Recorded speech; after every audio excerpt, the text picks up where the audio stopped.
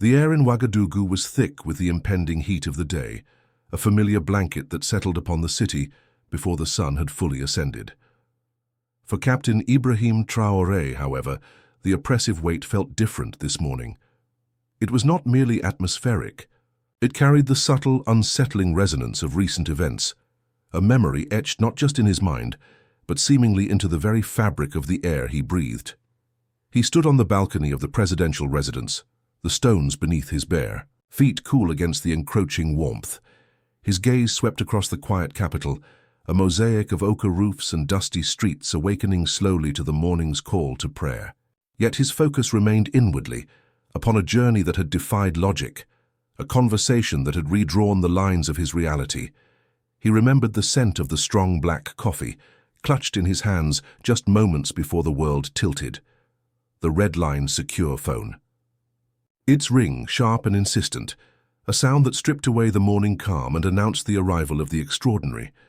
It was a sound reserved for the deepest crises, the most sensitive exchanges.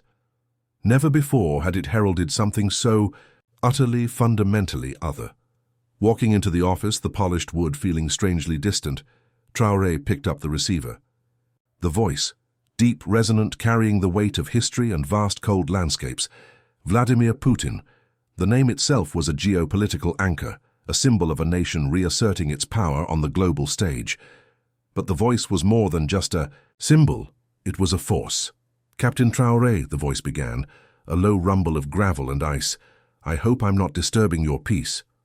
A polite opening, delivered with the chilling confidence of a man who knew exactly when and how to disturb. "I would like to personally invite you to Moscow.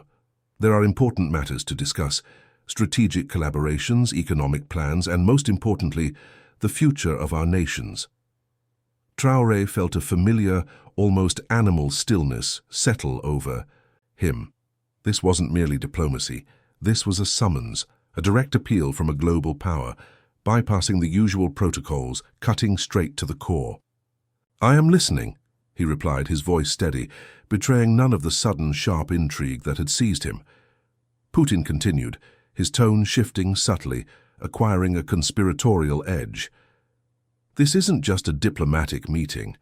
I believe your vision for Africa aligns with ours, but I won't say too much over this line. I want you here, and for that reason, I will send one of our most advanced aircraft to bring you safely to Moscow. Not a commercial plane. This one is built like no other." Here the conversation took its first abrupt turn into the improbable. "It is immune to radar detection, reinforced against missile strikes and equipped to survive electromagnetic storms. It is indestructible. Indestructible." The word hung in the air, heavy and surreal. Traoré, a soldier forged in the harsh realities of the Sahel, was not one to be easily impressed by boasts of technology. Yet the utter conviction in Putin's voice, the sheer audacity of the claim, sparked something beyond mere interest. He sensed a layer beneath the words, a depth that hinted at secrets not found in military manuals. "Why now?" Traoré asked, cutting through the technological marvels to the core of the political timing.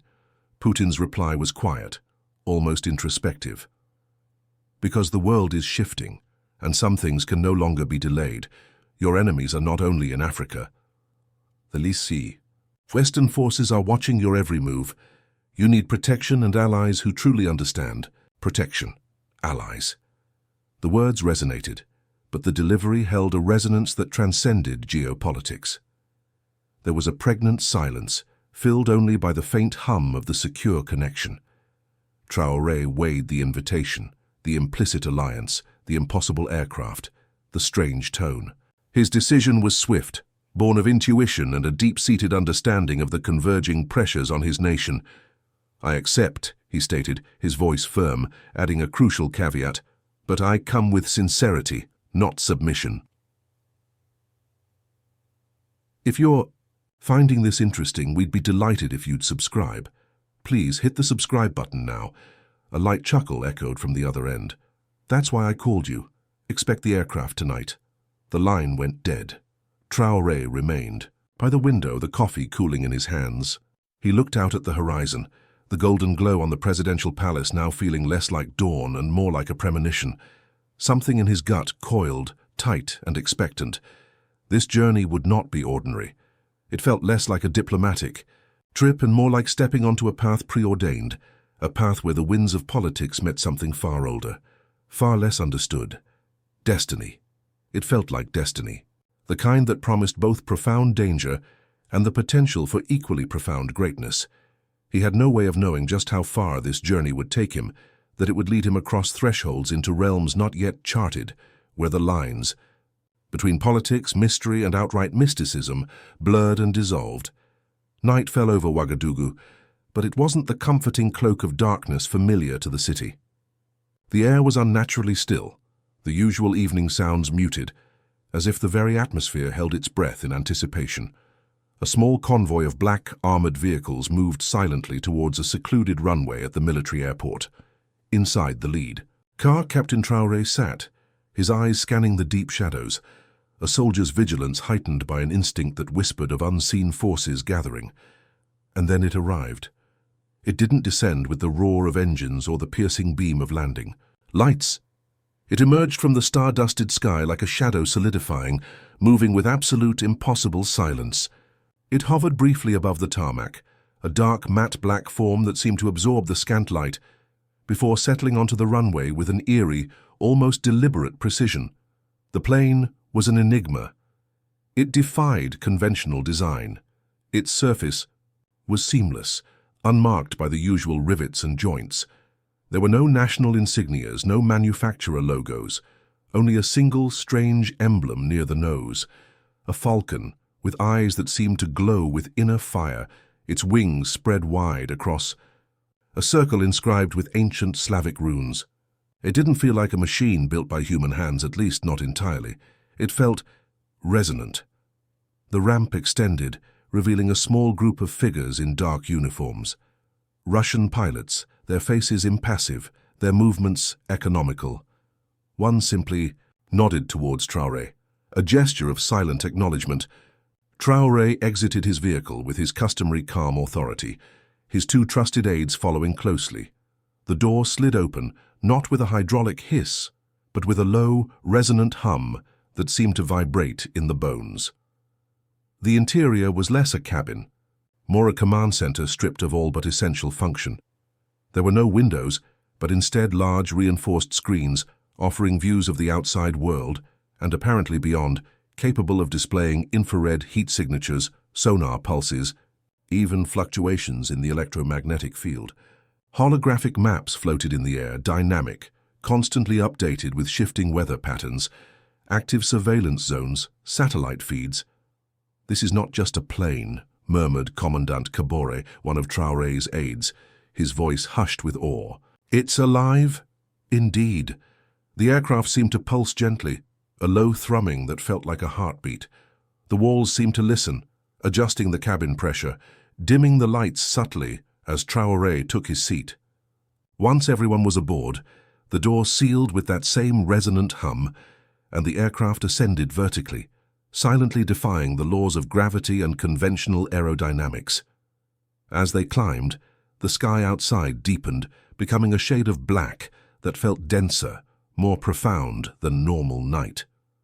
It was as if they had entered a different stratum of reality, a layer of the atmosphere where the usual rules were suspended. Suddenly, a low vibration ran through the ship, growing in intensity. A storm. Violent and unannounced, it materialized. Ahead, a swirling maelstrom of energy. Lightning ripped through the sky in blinding spirals, illuminating monstrous cloud formations, but the aircraft did not falter. The lightning seemed to bend around its dark form, never striking, as if the very forces of nature were actively avoiding confrontation. "Sir," the pilot's voice echoed from the command room, calm and steady, yet carrying an undertone of something akin to reverence. "We are approaching zones classified as no-fly, even for military craft. NATO surveillance radars are active, and we are entering contested airspace." Captain Traoré leaned forward, his gaze fixed on the screens showing the turbulent, flashing world outside. "What's the risk?" The pilot's reply was delivered without a pause, a stark assessment of the craft's capabilities. "For any other plane, death. For this one, we're ghosts." And they were. As they crossed into forbidden skies, past radar sweeps designed to detect even the faintest signatures, the screens remained clear. Not a single ping registered. No warning sirens blared from distant command centers, no missile locks engaged, no drones stirred from their silent patrols. They were traversing the most heavily monitored airspace on the planet, and they were utterly, impossibly invisible. Hours passed in this strange state of being, suspended between the known world below and the enigmatic realm they seemed to inhabit above. Traoré sat alone, watching encrypted footage of their unprecedented route, the floating maps displaying red zones and black voids marked simply as classified. For the first time in months he allowed his mind to drift, not in fear, but in profound reflection. This mission was more than politics. Something far greater was unfolding, something hidden, something that watched from the periphery of reality. And in the shadows of the aircraft, where no light could reach, a faint whisper seemed to echo, a voice neither human nor machine, ancient and resonant. "You are not flying through air, Captain. You are crossing thresholds." High above the African continent, where the stars were needle pricks of ice in the velvet blackness, Captain IBRAHIM Traoré sat in silence. The aircraft, a dark phantom against the cosmos, now flew at an altitude rarely breached by any conventional craft, moving with a grace that defied its apparent mass. Inside, the ambient light had dimmed to a soft, pulsing blue glow, as if the plane itself was reflecting the solemnity of its journey, a silent acknowledgement that this was no ordinary flight path. It was well past midnight when the pilot's voice, a disembodied presence from the intercom, broke the quietude. "Captain, we are officially beyond standard flight corridors. We're flying over sectors denied to all but top-tier reconnaissance units. Satellite pings are blind to us. We are now untraceable." Traoré nodded, though there was no one in the command room to see. His gaze remained fixed on the floating map before him. Red zones representing Western surveillance networks flashed intermittently. Black voids denoted regions under rebel control, or areas simply marked as classified, unknown even to this aircraft's formidable intelligence systems. Yet the plane cut through them all, an invisible force seemingly protected by an unseen shield. Commandant Kabore, Traoré's loyal officer, approached quietly, his usual soldier's composure subtly unsettled.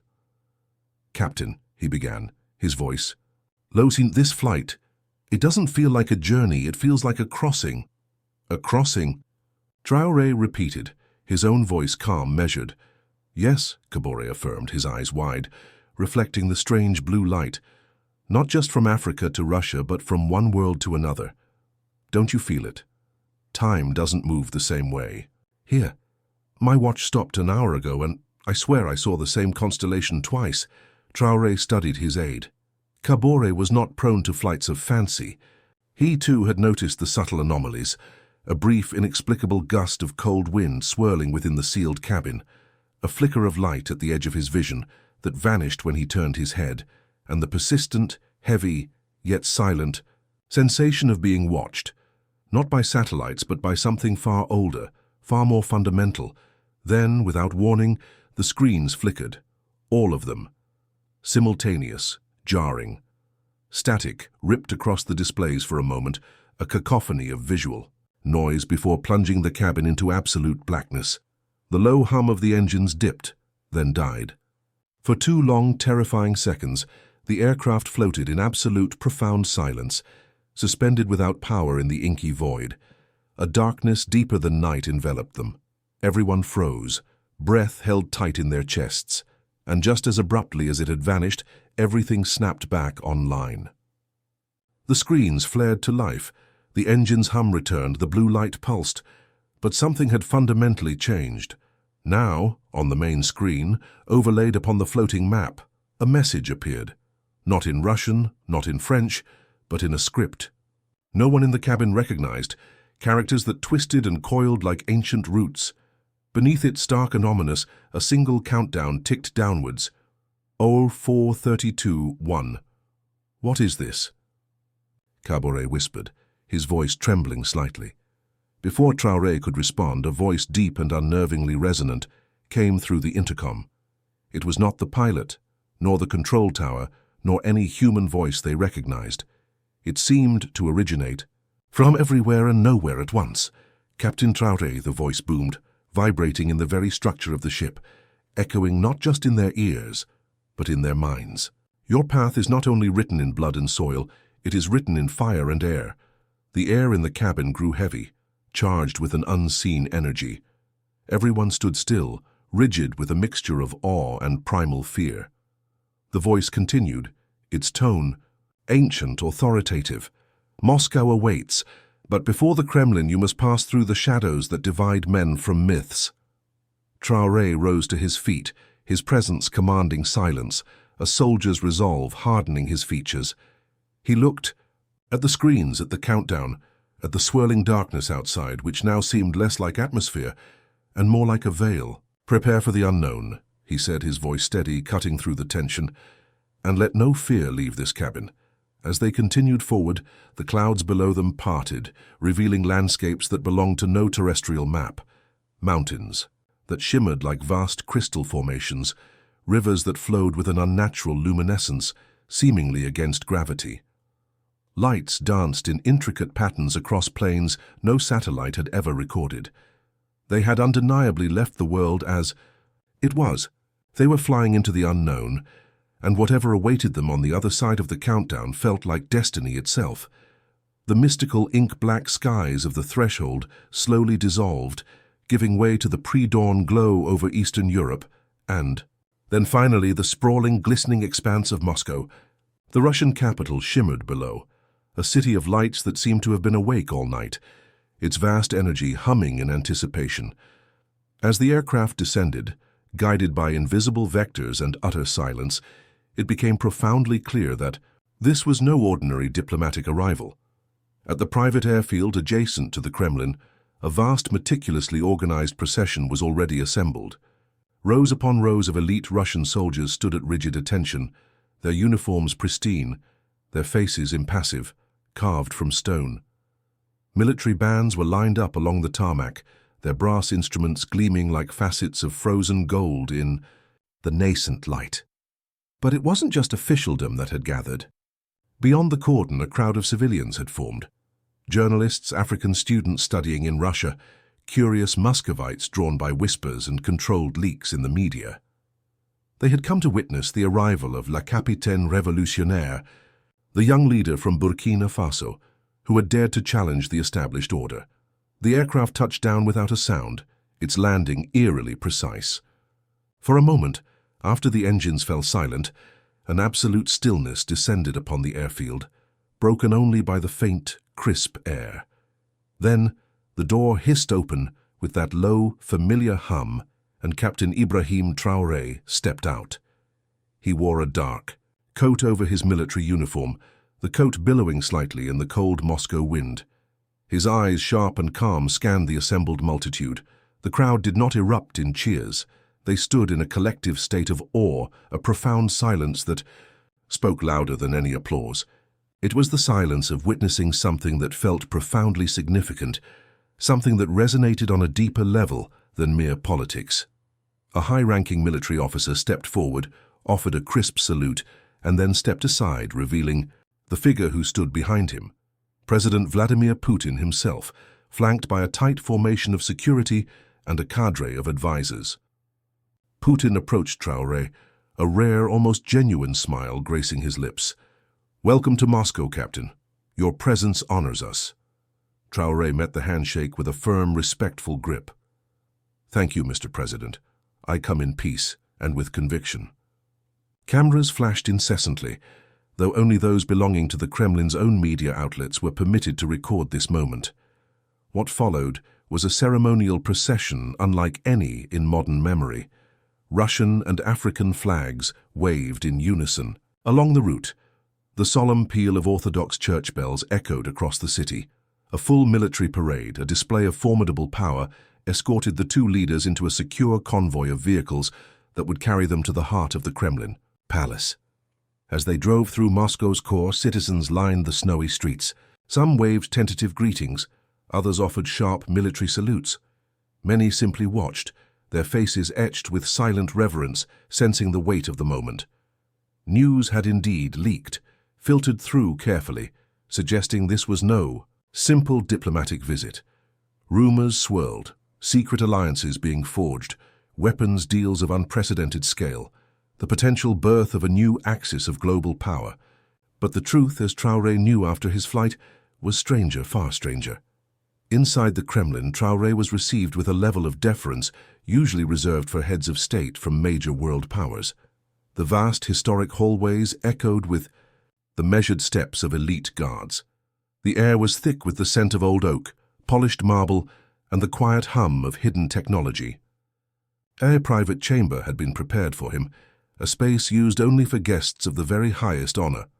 On a small table, an ancient Russian artifact, a polished stone etched with symbols, rested next to a beautifully carved wooden eagle. The room itself was a sanctuary of secrecy. No cameras, no recording devices, the walls undoubtedly shielded. Putin turned to Traoré once the heavy doors were closed, the sounds of the outside world muffled to nothingness. "Now," he said, his smile gone, replaced by a focused intensity, "we talk without the world listening." Traoré nodded, removing his coat to reveal his simple, functional military uniform, a stark contrast to the opulence of the room. "Let us speak as soldiers," he replied, "not politicians." But even as they settled into the heavy chairs around the round table, something shifted in the room. The chandelier above flickered erratically, casting dancing shadows. The air thickened, becoming heavy, charged. And for a brief, fleeting second, a fraction of time too quick for the conscious mind to fully register, both men saw something move across the surface of an ornate mirror on the far wall. A shadow in the shape of a man, but utterly devoid of features, a mere absence of light that seemed to writhe and dissipate instantly. Neither man spoke of it, not yet. Outside, the Kremlin guards changed shifts, marching with practiced precision, utterly unaware that beneath their feet, history had just tilted on an axis unseen and unknown. Behind the heavy, soundproof doors of the Kremlin's inner chamber, a space steeped in centuries of power and secrets, Captain IBRAHIM Traoré and President Vladimir Putin sat facing each other across a round table carved from dark, ancient Russian cedar. The only sound was the steady, rhythmic tick-tock of an ornate clock, a gift from Tsar Alexander III, whose mechanism, according to legend, would cease in the presence of profound betrayal. Today, it ticked on, a quiet, unwavering heartbeat in the room. On the table between them lay several sealed folders, maps crisscrossed with red-laced borders, and encrypted tablets whose screens glowed with complex data. A small team of high-ranking Russian advisors stood respectfully nearby, their faces models of professional discretion. Traoré was accompanied by his two trusted Burkina officers, silent sentinels in the charged atmosphere. All eyes were on the two leaders, the unexpected convergence of African revolution and Russian pragmatism. Putin leaned forward, his gaze direct, penetrating. "Captain," he began, his voice low, confidential. "What I'm about to show you," he said, sliding an encrypted tablet across the smooth surface of the table, "has not been seen by any Western intelligence agency. Not yet." Traoré took the device, his fingers brushing the cool metal. He examined the screen. Drone footage, crystal-clear satellite captures showing hidden airstrips being expanded in remote parts of Niger, covert cargo flights touching down at small disused airfields in Ghana.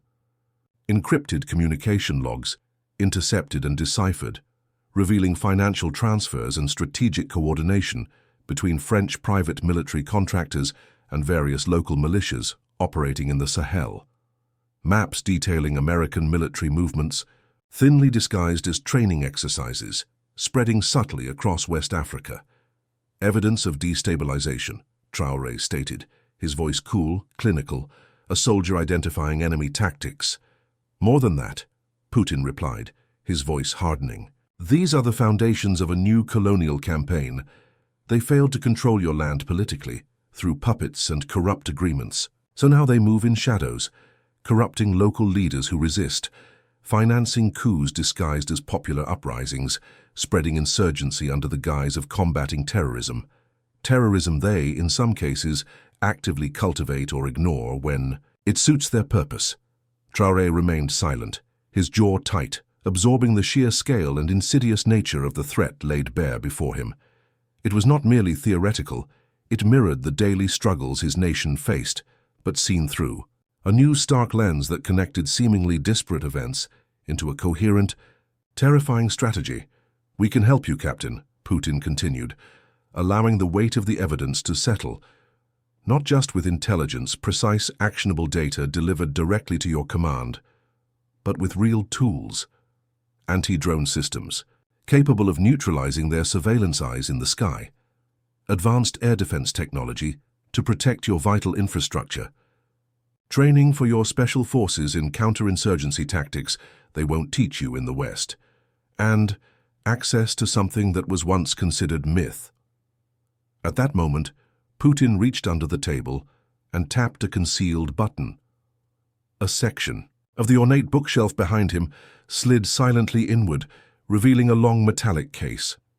It was dark, unassuming, but covered in intricate, ancient Cyrillic writing. The air in the room seemed to grow colder, thinner, charged with a subtle energy. Traoré's eyes narrowed, his soldier's instinct for danger immediately heightened. "What's in there?" he asked, his voice barely a whisper. Putin stood, walked to the case and opened it slowly, deliberately. Inside, nestled in dark, form-fitting material, lay a black orb. It was about the size of a human skull, its surface matte, non-reflective. It hummed faintly, a low, resonant sound that seemed to vibrate in the very core of the listener. It glowed with a subtle, internal pulse, like a slow, deep heartbeat. It felt neither electronic nor nuclear. It felt alive. "This is Zlacrov," Putin said, his voice hushed with a reverence Traoré hadn't heard before. "Earthblood, an artifact found beneath the Ural Mountains after the fall of the Soviet Union. We don't understand its origin fully. Geological anomaly, ancient technology, something else. We've studied its properties for decades, trying to unravel its secrets. It can disrupt high-frequency weapons, render sophisticated AI drones inert, even influence atmospheric conditions. Trigger storms or stop them."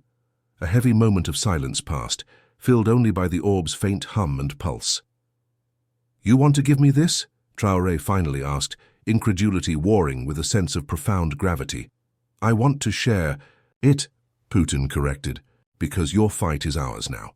The forces moving against you in Africa are the same forces that seek to undermine us globally. Your resistance is vital, but this alliance requires more than just weapons, Captain. It requires absolute trust and absolute secrecy." He paused, allowing his words to sink in. "You must agree to certain terms. This weapon, this artifact, must never fall into the hands of your government apparatus as a whole. Only yours, only into hands I can trust implicitly, and it must never be shown to the public. Its existence must remain a secret between us, between our closest confidants." Traoré rose, drawn irresistibly to the orb, his eyes locked on its dark, pulsating form. The air around it shimmered faintly. "You ask me to trust a power the world fears," Traoré stated, his voice calm but firm.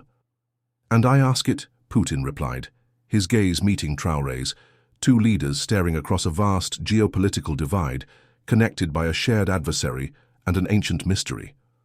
"Because I believe you are more than just a leader, Captain. You are a pivot, a point of balance between continents, between ideologies, and perhaps between what is seen and what is unseen."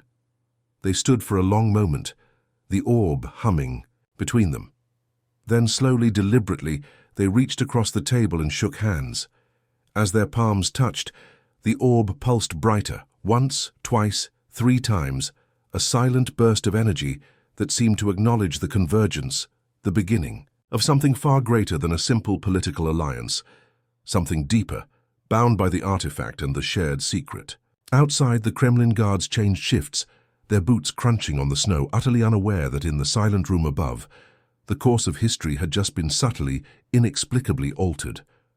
Snow fell gently over the Kremlin rooftops, a soft, white blanket that muffled the sounds of the city, wrapping Moscow in a silence that mirrored the profound stillness within Captain IBRAHIM Traoré. What had transpired behind closed doors felt less like negotiation and more like ordination. He stood now in the Kremlin's private chapel, a space rarely shown to visitors, its walls breathing with centuries of history, lit only by the flickering flames of countless candles before an ancient altar. Putin had chosen this setting with deliberate intent. "This place," he had said, his voice hushed, respectful, "is older than the Kremlin itself. It has witnessed betrayals that shook empires, revolutions that remade nations, and resurrections of spirit that defied all odds. If there is a place to seal what was agreed, to bind it with something more than mere ink on paper, it is here." Chakona. The stone altar lay 2 items. A heavy Russian ceremonial sword, its blade etched with complex Slavic runes that seemed to writhe in the candlelight, a relic of ancient battles and forgotten pacts. Beside it rested an ebony staff, carved with the powerful stylized image of the Sanka bird, the mythical symbol of Burkina Faso, flown in secretly by Russian agents overnight from Ouagadougou. Traoré, dressed in his military uniform, a black wool cloak draped over his shoulders, stepped forward. He stood before the altar, the weight of the orb, Zlacrov, now secured in its case nearby. A subtle pressure against his side, a silent third party to the proceedings. "In my land," he said, his voice clear, resonating in the hushed space. "We swear on the earth, on the soil that nourishes and receives us. But here, in this place of stone and fire, I swear on fire and stone, on the light of these flames and the enduring strength of this foundation." Putin nodded, his expression solemn. He began to recite words in ancient Russian, a cadence that felt ritualistic, powerful, words whispered only within the deepest echelons of the intelligence brotherhoods, words tied to the very land itself. Traoré followed, speaking in Moray, the language of the Mosai people, invoking the ancestors, the warrior spirits who had defended their lands against invaders for generations, the sacred trees of the Sahel that stood as silent witnesses to history. It was an invocation of power, protection, and reciprocal obligation. Then, in a gesture that caused even the impassive Russian advisors to stir subtly, the 2 leaders exchanged symbols. Traoré reached out and took the heavy Russian sword, its metal cool against his palm, the runes seeming to pulse faintly. Putin took the ebony staff, its carved surface smooth, polished by countless hands over generations, the Sanka bird, an emblem of resilience and upward flight. A new alliance had been born, not written in diplomatic communiques or international treaties, but bound by relics of power, by ancient oaths, and by the profound shared silence of their knowledge. The mood afterward was not celebratory. It was solemn, weighted with the gravity of what had been undertaken. In the long corridors leading from the chapel towards the Kremlin exit, illuminated by soft, historic lighting, a final, crucial conversation took place. "You should know, Captain," Putin said quietly, his gaze steady, unwavering. "The orb, Zlacrov, it has a consciousness, not a human one, perhaps not even one we can truly comprehend, but it listens, it perceives, even if it does not speak in words you understand." "I felt it," Traoré replied, his hand unconsciously going to the case where the orb rested. "It pulsed when I touched it. It felt as if it was weighing me." "It was," Putin confirmed. "It does not obey weakness. It responds to intent, to will, and once taken, once this bond is forged, it will mark you."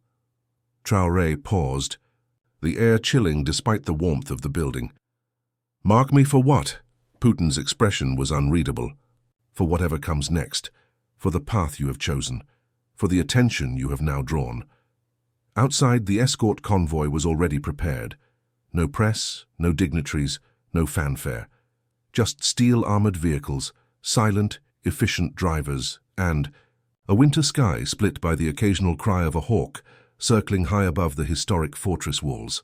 Before Traoré boarded the lead vehicle, he turned back to Putin, standing framed in the archway of the ancient building.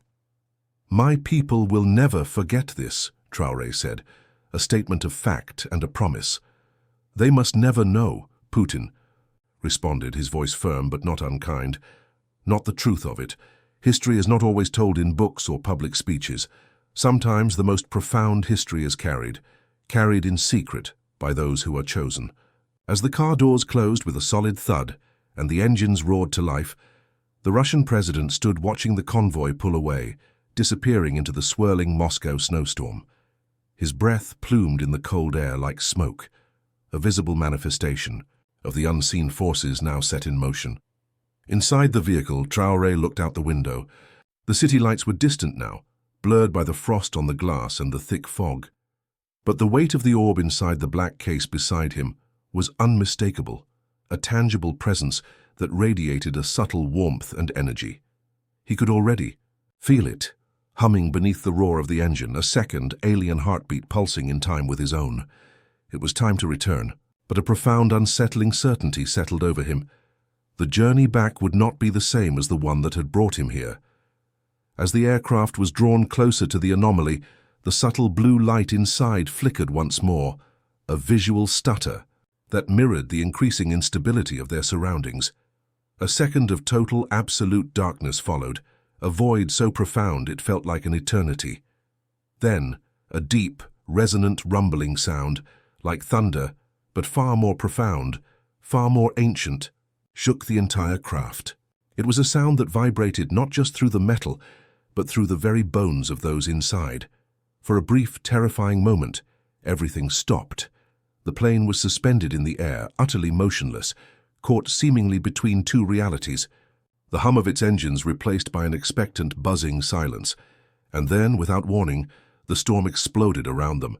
It was a maelstrom of violent energy, a clash of thunder that was no longer sound but felt like physical blows, lightning that ripped the sky open in blinding, continuous spirals, and an unnatural wind that didn't howl but screamed through the hull with a sound that felt like pure, psychic force.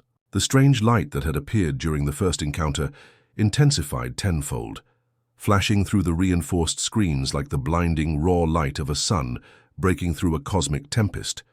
The aircraft's control systems went completely offline. The holographic maps vanished, the status indicators died, the pilot's attempts to regain control were met with dead switches and unresponsive dials. For a terrifying second that stretched into an eternity, the plane plunged, nose tilting downward, utterly at the mercy of the chaos surrounding it. Traoré's heart hammered against his ribs. He knew with a certainty that transcended logic that they were no longer in normal airspace. Someone was reaching out to them again. And as the plane spiraled downward into the darkness, he understood. The flight back to Burkina Faso was not merely a return journey. It was a passage. The plane plunged, a falling leaf caught, in a maelstrom of impossible forces. Its nose tilted precariously downward as the storm raged with a fury that seemed personal, directed. Lightning didn't just streak across the sky. It illuminated the dark, swirling clouds in violent, continuous flashes, casting eerie, dancing shadows that writhed across the plane's matte black frame. Inside the cabin, the initial silence had given way to a whirlwind of panic. The lights flickered erratically, emergency alarms blared a frantic, piercing rhythm, and the crew, seasoned professionals hardened by years of flight, fought with desperate, useless movements against unresponsive controls. But amidst the chaos, Captain IBRAHIM Traoré remained unnervingly calm. He gripped the armrest, his knuckles white, but his gaze was steady, fixed on the terrifying spectacle outside the screens. He had faced countless storms in his life, both literal squalls over the Sahel and the metaphorical tempests of political upheaval. This, however, was utterly unlike anything he had ever experienced. The very air inside the cabin seemed to hum with an ancient, raw energy, like the pulse of the earth itself made manifest. He could feel it in his bones, a deep vibration that resonated with the orb secured beside him.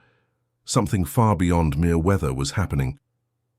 The co-pilot's voice, tinny and cracked with fear over the failing intercom, confirmed his chilling intuition. "Captain, we've lost all communications. All systems are down. I don't know what's going on. We're being pulled into something not on any map." Traoré's eyes narrowed. The orb, Zlacrov, pulsed from its case beside him, its internal glow intensifying, sending strange, resonant vibrations through the cabin floor. It seemed to be reacting to the storm, to the immense energy that surrounded them, a silent, active participant in the unfolding drama. Whatever this vortex was, It was connected to the artifact. The plane's dizzying descent seemed to slow for a moment, then picked up speed again, spiraling as though caught in an invisible, colossal vortex. The storm outside didn't just rage, it seemed to take shape, an unnatural spiral of dark clouds forming a perfect, terrifying cone directly above them. It was as if the plane was traveling through some kind of supernatural whirlpool, a storm of unimaginable force. Yet within the eye of it, there was an almost uncanny silence, the screaming wind muted, the thunder a distant rhythmic pounding. That felt more like a heartbeat than a meteorological phenomenon. Then suddenly there was a blinding light. It didn't come from the lightning. It originated from the very center of the storm's vortex, a beam of pure incandescent white that cut through the darkness like a spear forged in another reality. The light enveloped the plane, illuminating its dark form in an otherworldly glow, casting long, shifting shadows on the crew's strained faces. It felt less like illumination and more like an invasive presence reaching out, pulling them towards something or someone waiting beyond the clouds. The plane was no longer falling. It was floating, suspended in mid-air, utterly still within, the heart of the blinding light. The engines, which had roared with futile effort moments before, were now silent. The storm seemed to have vanished, leaving only the intense glow and the low, resonant hum of an unseen, immense force. The air felt charged with electricity, yet eerily, profoundly still. It was as though time itself had come to a standstill, the seconds stretching into an eternity of suspended animation. "Captain, what's happening?" Caboret's voice was barely a whisper, filled with a mixture of awe and sheer terror. He looked out at the screens, his eyes wide with disbelief, at the luminous void that surrounded them. Traoré followed his gaze, his breath catching in his throat. Within the blinding light, a massive, shadowy figure began to coalesce. It was humanoid in shape, but vastly, impossibly larger than any man, its form shifting and undefined, as though its very being was not entirely bound by the constraints of physical reality.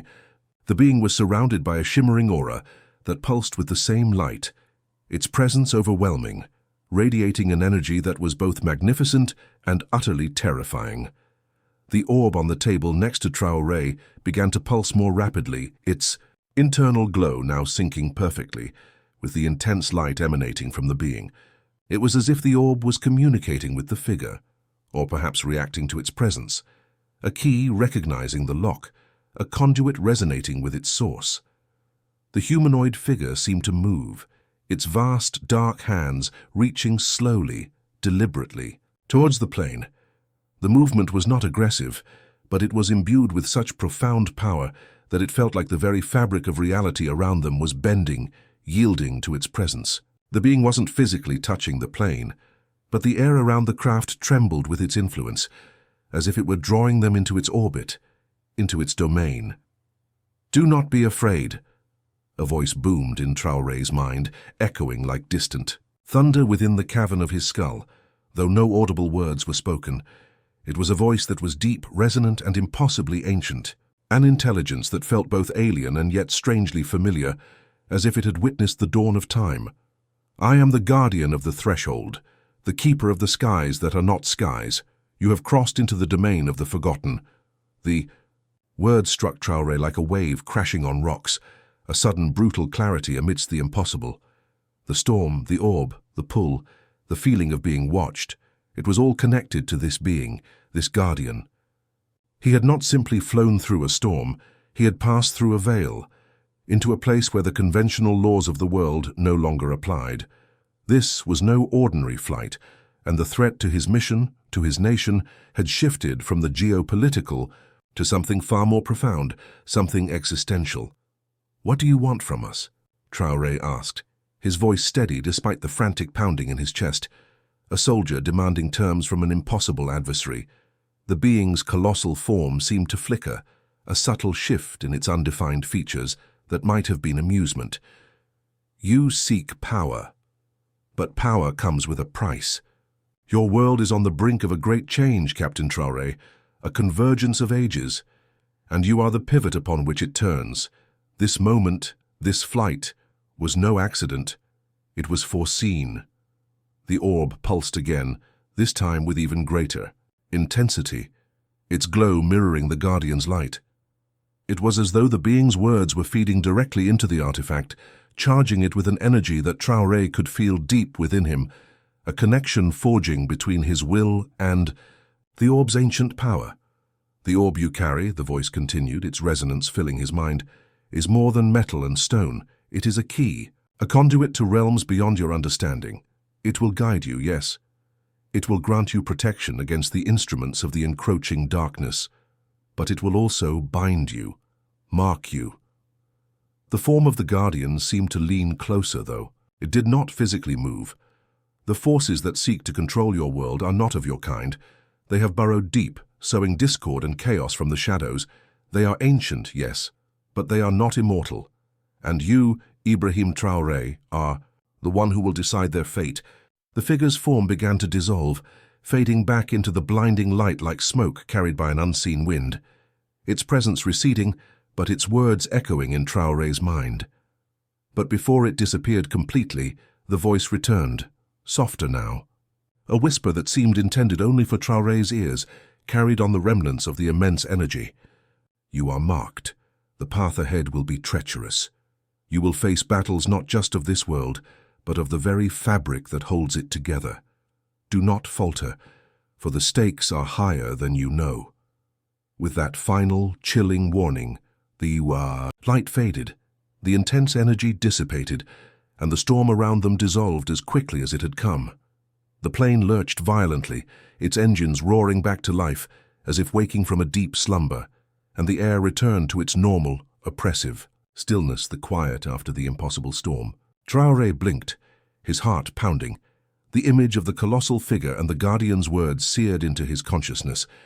The crew sat in stunned, disbelieving silence, their faces pale, trying to process the impossible events they had just witnessed. Outside, the sky was clear, the stars sharp and cold, and Moscow's skyline was visible once again in the distance, a beacon of the conventional world they were returning to. But the encounter had left a mark on Traoré, something indelible, a brand upon his spirit. The orb beside him pulsed one last time before dimming, settling back into its inert state, but it was no longer just an artifact. It was a symbol of something far larger, far more dangerous, a connection to realms he had never imagined existed. The aircraft touched down on the tarmac of Ouagadougou's international airport, the wheels skimming the runway with a soft, familiar sound that felt strangely alien after the supernatural silence of the skies they had just traversed. Despite the quiet, calm skies that greeted them, a thick, almost palpable tension hung in the air, a resonance of the impossible events that had just transpired.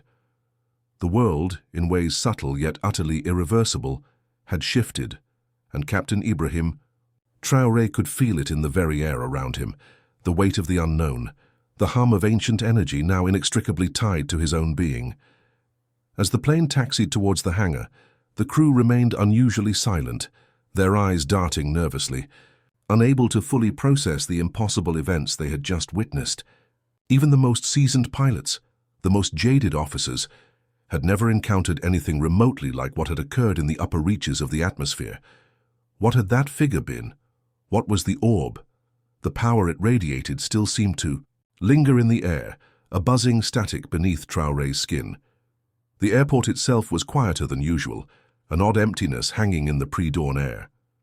As the plane came to a complete stop, a small entourage of military officials and dignitaries had gathered at the base of the stairs, a welcoming committee. But Traoré's mind was far from the formalities. His thoughts were consumed by the mysterious entity they had encountered, the guardian of the threshold, and the cryptic, chilling warning it had given him. He had returned, yes, but what did that truly mean? As the door to the aircraft hissed open, the cool, dry African breeze met him like a familiar embrace, scented with dust and distant wood smoke, but it could not calm the storm raging within him. The orb, now tucked securely in its black case, felt heavier than it had when Putin had first placed it in his hands. Its dark energy pulsed, a constant reminder of the power it contained, a power Traoré did not fully understand but knew with a chilling certainty he could no longer escape. He stepped down from the aircraft, his boots hitting the tarmac with a sense of finality. The welcoming party stood in formation, saluting crisply, their faces filled with a mixture of respect and anticipation. But Traoré's gaze remained distant, lost in the whirlwind of his thoughts, the images of the blinding light and the colossal figure seared into his mind's eye. He could hear the muffled sounds of excitement from the small crowd of onlookers behind the cordon, the murmurs of journalists, but it felt as though it was all happening in another world, one that no longer seemed entirely real compared to the threshold he had just crossed. "Captain," the Minister of Defense said, stepping forward, his voice filled with respect and palpable relief. "Welcome back. We've been waiting for you." Traoré nodded politely, forcing himself back to the present, though the words felt hollow on his tongue. "Thank you," he replied, his voice level, betraying nothing of the turmoil inside. The weight of the orb, the vision of the mysterious figure in the sky, the Guardian's cryptic message. They were a fog that clouded his ability to focus on anything else. He was no longer the same man who had left Burkina Faso. Something deep within him had fundamentally changed. As they walked towards the waiting convoy of vehicles, a convoy prepared for his return, a familiar face caught Traoré's eye. His wife Ajaratu stood off to the side, slightly apart from the main group, her expression unreadable, a mixture of concern and profound intuition. Their eyes met across the short distance, and for a moment, time seemed to freeze. There was a quiet understanding between them, a connection forged through years of shared history, through the turbulence of their nation's politics and his own perilous military career. She was his anchor, his confidant, the one person who could see beyond the soldier's mask. But now her presence seemed to signify something more, as if she too was somehow tied to the unfolding mystery. She knew something had changed. She could feel it, that subtle resonance that now clung to him.